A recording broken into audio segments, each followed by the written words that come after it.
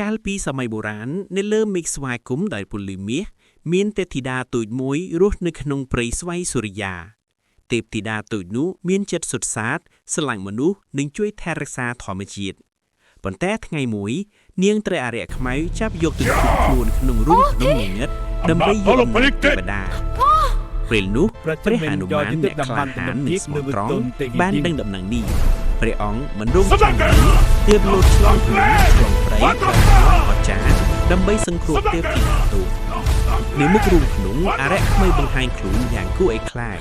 ហនុមានប្រយកម្លាំងប្រាជ្ញានិងអាវុធទេវតាវាយប្រយុទ្ធយ៉ាងក្លាហាន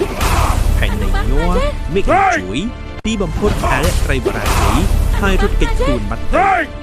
ហនុមានចូលទៅក្នុងរូងភ្នំបំបីខ្សែអារក្សខ្មាំងដែលដឹកទេពធីតាតូចចេញមកដោយសុវត្ថិភាពទេពធីតាតូចហើយប្រទានពរឲ្យព្រះហនុមាននិងពិភពលោកមានសុខសន្តិភាពនិងសេចក្តីសុខ